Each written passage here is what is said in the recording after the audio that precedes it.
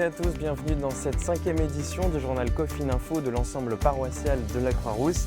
Alors l'actualité est vraiment marquée par le déconfinement. Petit à petit, les équipes se retrouvent et nous avons rencontré quelques membres de l'équipe communication. Parmi eux, il y a également le groupe musical des Semeurs. Nous sommes allés à leur dernière répétition. Enfin, nous terminerons cette édition avec quelques sujets d'actualité qui n'ont pas manqué de rebondissements cette semaine. Bonjour à tous, bienvenue dans cette table ronde. Je suis en compagnie de quelques acteurs de la communication de la paroisse. Bonjour à tous. Bonjour. Alors tout d'abord, en quelques mots, est-ce que vous pouvez vous présenter ainsi que le rôle que vous occupez à la paroisse? Donc, je suis Jeanne Cosman. Je fais partie de l'équipe de rédaction du bulletin mensuel Vivre en paroisse. Je m'appelle Sandrine, je suis étudiante. Je suis à l'aumônerie étudiante et animatrice à l'aumônerie collège. Et je m'occupe aussi du site internet, de sa rénovation et de sa remise en page. Je suis Jacques Orgesi, je suis médecin retraité. Et on m'a demandé de rejoindre l'équipe de rédaction de Vivre en paroisse, ce qui m'a fait un grand plaisir, qui m'a beaucoup instruit, et je contribue un peu sur le plan de questionnaires, d'interrogatoires et de rencontres de personnes dont l'expérience est de valeur pour vivre en paroisse et donc pour les paroissiens. Avec le confinement, comment la pratique de la communication a évolué et quelles sont les espérances que l'on peut en tirer pour la suite? Bien, quand le confinement a débuté, nous étions en train de mettre au point, d'établir le bulletin du mois d'avril. Donc, nous avons continué comme d'habitude, nous échangeons par mail. Nous le plaçons sur Dropbox, nous avons les corrections. Donc normalement, il n'est pas paru en papier, uniquement sur le site. Pour moi, ça n'a pas vraiment changé. Je venais à Saint-Augustin du coup pour travailler sur le site internet, mais cette fois j'ai pu avoir les codes, donc je travaillais depuis chez moi. Donc ça a plutôt bien avancé, on a peut-être bientôt fini. Donc... Pour compléter ce que vient de dire Jeanne, le bulletin de mai n'a pas été fait. Et nous avons été heureux de pouvoir nous retrouver il y a 3 jours pour commencer à préparer le numéro de juin. Donc je dois dire que le confinement a bloqué la communication par le biais de ce média qu'est Vivre en paroisse. Quelle est la suite donc que vous espérez et quelles sont vos attentes pour l'après? La suite, c'est que ça va redémarrer. Donc là, on était contents de se retrouver et d'essayer de faire le bilan un petit peu de ce qui s'est passé. Donc on lance un grand interview des personnes pour avoir leur ressenti de ce moment exceptionnel, si on peut dire. Comme toujours, l'arrêt suscite réflexion, critique, autocritique et éventuellement critique des lecteurs.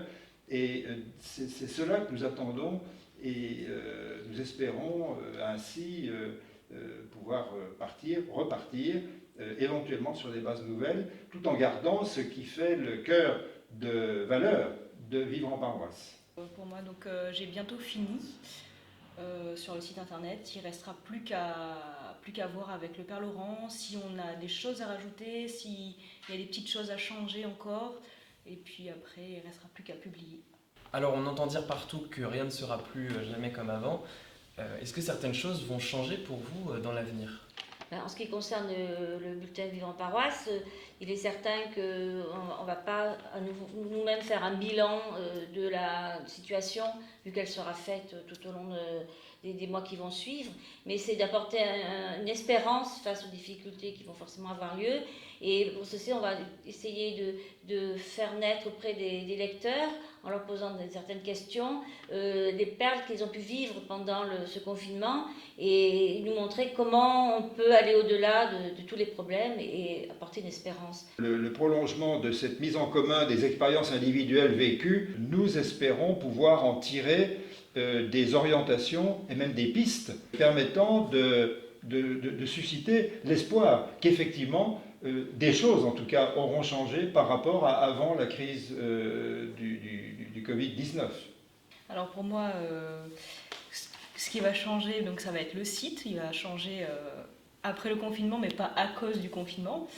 C'est un projet qui était déjà entamé et qui correspond aussi au projet pastoral missionnaire, qui est un projet pastoral missionnaire d'espérance. Et c'est en correspondance avec tout ce qu'on veut mettre en œuvre et en avant avec la paroisse. Et vous alors, quelle serait votre parole d'espérance? Mon espérance, c'est que cette attention aux différences de mode de vie, aux différences entre les individus qui devra prendre une part plus importante dans le regard que nous posons les uns sur les autres et qu'éventuellement la paroisse, peut-être l'Église, pose aussi sur les personnes. Alors mon espoir, c'est que on a vu pendant cette période où se sont révélées beaucoup de misère sociale, misère morale, la souffrance physique, la maladie. Un grand élan de générosité s'est quand même manifesté. Je souhaiterais c'est que cet élan ne s'arrête pas avec le déconfinement, mais qu'on garde en mémoire cette solidarité et qu'on puisse continuer sur cet élan. On a vu beaucoup de solidarité, beaucoup d'amour entre personnes. En tout cas, je l'espère, on va continuer à s'entraider. Merci à tous d'avoir participé à cette petite table ronde et bonne continuation dans chacune de vos missions respectives. Merci. La crise du coronavirus a accéléré l'usage du numérique notamment. Quelles sont les mutations que l'on peut imaginer à l'avenir en termes de communication?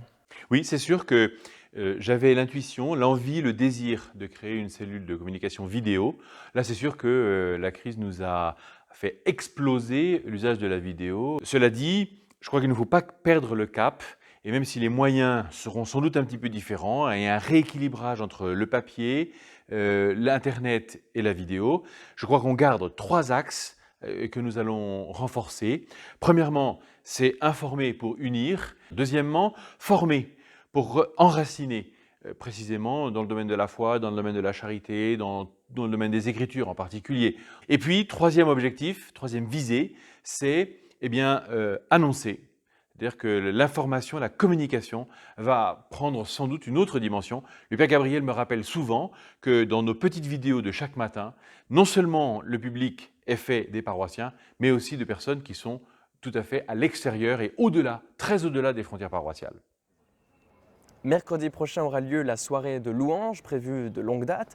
Elle a été maintenue, mais il ne sera sans doute pas possible d'y assister. C'est pourquoi nous la retransmettrons en direct sur notre chaîne YouTube. Peut-être que, comme moi, vous ne les connaissez pas très bien. C'est pourquoi nous sommes allés les rencontrer.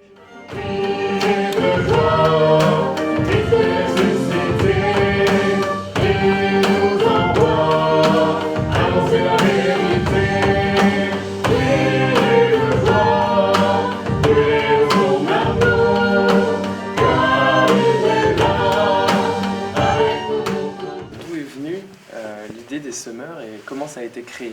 Ça a été créé par un groupe d'amis. Au départ, c'est Bruno qui n'est pas là, guitariste, qui est venu nous voir quelques-uns. Donc Cécile qui est là-bas, Charles qui doit être à côté de moi et quelques-uns d'autres. On se connaissait déjà des scouts. Donc on a commencé à monter ce groupe. Et puis on est venu voir le Père Laurent en disant on a une idée, on a un groupe de musique, on s'amuse, on fait de la musique et on voudrait animer des louanges. Car sa vie de maison sans passer, qui a jeté nos vies, qui détruit les portes des enfers, qui nous sauve du péché, à toute notre vie offre le salut, donc gratuit de son amour, qui nous dans sa gloire et sa clarté, maintenant et à jamais. Alors on se retrouve toutes les 2 semaines, les 2e et 4e mercredis du mois, hors confinement. Chacun apporte des idées de chants qu'il souhaiterait faire, soit qu'on en connaît par ailleurs. Et donc on les harmonise, on les répète et on les intègre à une louange, la louange suivante. Parfois des chants pas forcément religieux, comme le Baba Yetu qui est très connu, qui à la base vient d'un jeu de vidéo, même si c'est un autre père. On réharmonise après chaque chant suivant les instruments qu'on a, parce que ça change régulièrement. Et voilà, on répète toutes les 2 semaines, on a à peu près 3 louanges dans l'année. Non, on ne fait pas que de la louange, on anime quelques messes, notamment la messe des rameaux plusieurs années. En général, la messe qui précède la louange qu'on fait pour annoncer la louange, justement. Et aussi, on a fait plusieurs mariages, dont ceux de notre groupe. Et on fait aussi tous les ans la fête de la musique sur le parvis de Saint-Denis. Alors le prochain rendez-vous, c'est une louange le mercredi 27 mai à 20 h à Saint-Augustin. En direct, puisqu'on ne sera que nous dans l'église, mais diffusé largement sur toutes les ondes.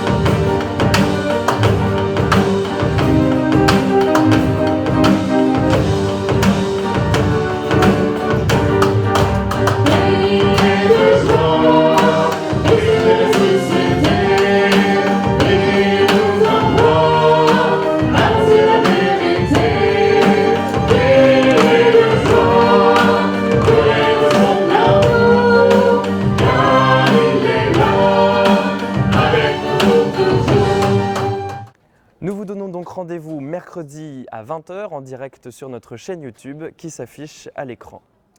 Suite au décret du 11 mai 2020 encadrant les mesures dans lesquelles se déroule actuellement le déconfinement, le gouvernement avait décidé d'interdire tout rassemblement dans les lieux de culte, mais le Conseil d'État a été saisi et le juge des référés a ordonné ce mardi au gouvernement de lever cette interdiction générale et absolue de réunion et d'édicter à la place des mesures proportionnées aux risques sanitaires. Le Conseil d'État rappelle aussi que la liberté de culte est une liberté fondamentale qui comporte parmi ses composantes essentielles le droit de participer collectivement à des cérémonies, notamment dans les lieux de culte.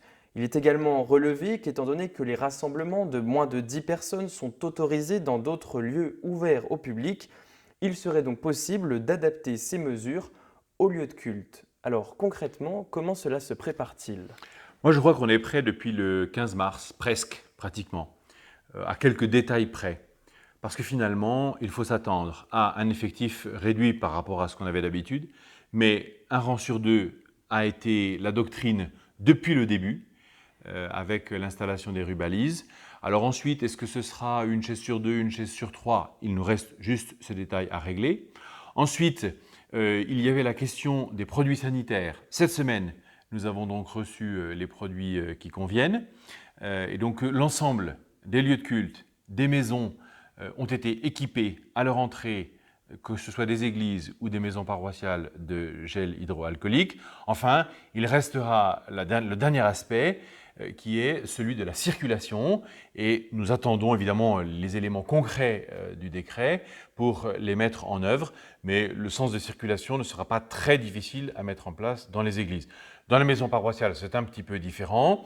Les petites salles de réunion vont demeurer fermées pour que les distances de courtoisie soient respectées, mais dès maintenant, l'ensemble des grandes salles ont été réouvertes, que ce soit à la maison Saint-Augustin, la salle Saint-Augustin, la crypte, ou à la maison Saint-Denis, la salle Sainte-Blandine. Au cours de la semaine a été annoncée la prolongation d'1 an de la mission du Père Gabriel au service de notre ensemble paroissial. Il pourra donc paisiblement préparer la soutenance de sa thèse, tout en étant pleinement investi dans la pastorale paroissiale concrète. Nous écoutons sa réaction. Eh bien, en tant que prêtre, je suis appelé à servir le peuple de Dieu partout, de toutes les extrémités de la terre, au nord, au sud, à l'est, à l'ouest. Les ministères de l'Église sont divers et variés, mais c'est le même esprit qui nous conduit, c'est le même peuple que nous servons, c'est le même Dieu que nous adorons. C'est vrai que j'ai été beaucoup plongé dans l'administration et l'enseignement, mais c'est avec grand plaisir que je fais cette belle expérience pastorale paroissiale. Et par ailleurs, c'est une grande joie pour moi d'être avec vous. Vous les Croix-Roussiens, ces personnes si discrètes mais si attachantes. J'avoue également que je ne serais pas parti avec grande joie. Je serais parti avec plein de regrets, vu les liens qu'on a pu tisser, les petites invitations, les amitiés, les nombreux gestes de charité. C'est vrai qu'on ne vit pas les mêmes expériences partout et à tout moment. Et donc, c'est avec beaucoup de joie que je reste avec vous pour vivre cette nouvelle expérience paroissiale tout au long de cette année. Merci à tous et à chacun. Merci pour votre accueil. Merci pour le beau témoignage d'ecclésialité que vous nous offrez. Nous arrivons au terme de cette édition du journal Cofininfo de l'ensemble paroissial de la Croix-Rousse. Dans quelques instants, nous allons participer à la messe célébrée en direct de l'église Saint-Augustin. Elle sera présidée et prêchée par le père Gabriel Timin. Quant à moi, j'aurai le plaisir de vous retrouver dimanche prochain. D'ici là, bonne semaine et prenez soin de vous.